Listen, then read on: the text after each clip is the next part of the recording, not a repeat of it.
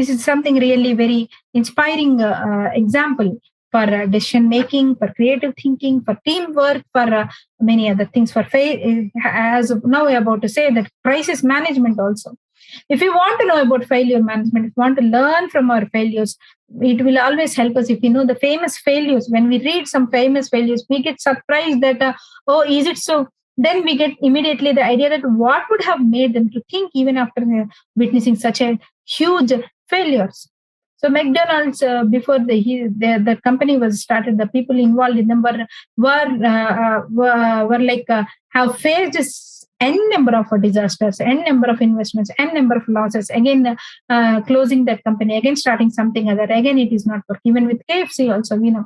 So he started his company at the age of 60. Before that, he tried several number of ideas, and many of them succeeded. Some of them succeeded. Many of them have got disaster results. But what happened was, with every disaster, he could learn something. Now, all these learnings together has brought at some point where all these learnings were again giving him all positive results. From there, again, his idea is appreciated, and he has his own stake in the industry.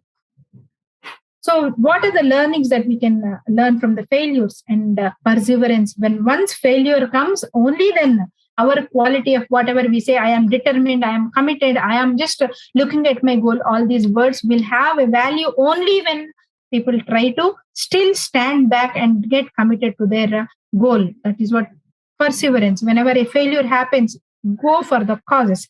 Don't go to the people. Don't go to the people, or don't look at the people are responsible for it. Look for the scenarios, look for the decisions, look for the process, problems in the process. That is the right analysis we have to do regarding the failure. It is very easy that way. Four people have planned something and something did not happen. It is very easy that you did not do that one because your result is not right. I could not continue with my work. So unless your result is correct, I cannot do my work. So it's like all about it. It's very easy to say you and you and you. But that is what the failure management will tell us. Even that is again related to communication skills also, that being emotionally intelligent, not putting your emotions in the forefront, put your analytical skills in the right way. There is always there is a huge difference between expectation and reality that happens. When that happens only, we will learn the lessons of failure and failure management, and courage and wisdom is what going to help us. A hope for the future will help us to manage our failures properly. So here we have a few more points that soft skills are not at all a substitution of hard skills. Understand that I am a very good team member. I talk very nicely. I dress up very nicely. I have a good communication skills. I have a good linguistic skills. I am very positive person. I'm a very good team member. I can accept everyone's opinion. I just subscribe everyone's opinion. I am a good social person. I have cordial relationship with everyone. Now I joined Infosys and I even don't know how to write a code. So that is not right. So never soft skills are never a substitution of hard skills. They only compensate. They only help. So hard skills are also needed.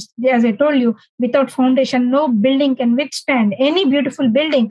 But with a improper foundation, with a weak foundation, will never last. So hard skills are important. At the same time, soft skills are also very important. And soft skills development is a continuous process. Even if you have cracked a good job, even if you have become the manager, even if you become the CEO of the company also, even then, a lot of things are there that one has to think, enhance, and get trained about. Because when people, there is a good saying that the first thing people will lose after getting power is politeness. So that is a good saying. The first thing that people lose after getting power is politeness. It means they lack the communication skills. They think that they underestimate people. They don't respect others. They see that they are superior and someone other is inferior. So again, the person who has more power also has something or other to practice and enhance. So it's not just that you have reached to one particular goal or a milestone in your life and end. You need not practice anything. It's a continuous process. And these soft skills are not just for career purpose or not just get to succeed in either academic or other things. Soft skills start from the family, as I told you. Because when we say teamwork, isn't family a team? Aren't we a team member? Can't we be a leader of our own team at times? Whenever it is the responsibility has to be taken, shouldn't we take up the responsibility? When we take the responsibility, is it not our responsibility again to convince all people, persuade all people, make people understand the things, make people follow a few rules? Isn't it important for us to do the to understand the changes that are to be needed? And then and if any particular change is to happen, then isn't not our responsibility to request other people to also accept the change and understand the change, the reason for the change? So it's like right from our personal life, it is also very, very important for us to make us to a better person, not only in our career, but in our family, our society, and also in our country. And along with the soft skills, along with hard skills, ethics is something very, very important because just if you have all the skills, you are a very good person, very team member, smiling face, good body language, health is there, you have a good position, you have all the technical knowledge, but yet you don't know, you don't have any principles, you don't have any values. When things come, you are very easy to slip towards something that is not appropriate or that causes harm to others. Then all these skills are of waste. So both these things should be wrapped around ethics, and ethics is a deliberate choice, conscious choice someone has to make. And developing various skills should not now when I say you should talk like this, when I say you should write like this, when we say that you should behave like this, when we say that you have to learn this, you have to do this, you have to see this, you have to work this, or all these things, doesn't mean that people are asking you or demanding you to be some other person which you are not completely. So learning soft skills or practicing soft skills or enhancing soft skills or any other skill in particular doesn't mean that that you are demanded to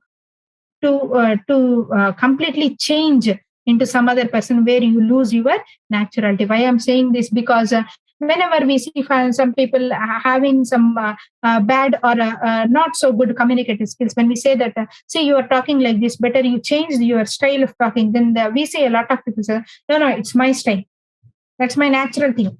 I don't want to change. I can't change because that is what I am. So we see people very, very reluctant to how they are not ready, because it's not that it is their natural thing. They don't want to change, or it is a problem with their thought process. It's a problem with their change management.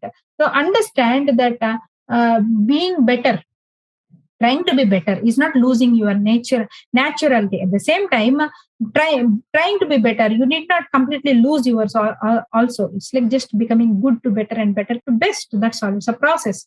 So you just can be yourself and also be better yourself. Be yourself, but always better yourself. That is what the soft skills lesson tells us, and it will help us to be a better person one after the day after day, year after year, and every time it will help us to be a better person, which again help us to have some good personality as a whole. So soft skills, when we do that, they enhance our personality. So the skills will help us like have a good walk. It's like towards our goal, but these skills will help us to have a good, decent, meaningful, purposeful walk towards our goal. So, this is how soft skills for students can help and compensate and add upon or support their own hard skills also. So this is all from my side regarding soft skills. Hope this was useful. And I just want to say that every industry has its own hard skills and core skills, and core skills for hard skills for one particular industry, maybe soft skills for others, and soft skills for one particular industry may become hard skills. So when we don't know that where we are going to place or where we are going to settle down in the future, it is better that it is always better that we learn as much as we can, exchange our knowledge, learn better things, good things from each other, that we are ready to accept anything and learn anything and survive in the places that wherever we go. So thank you very much for giving your time and also giving me this opportunity, and hope this session was useful to you. Thank you.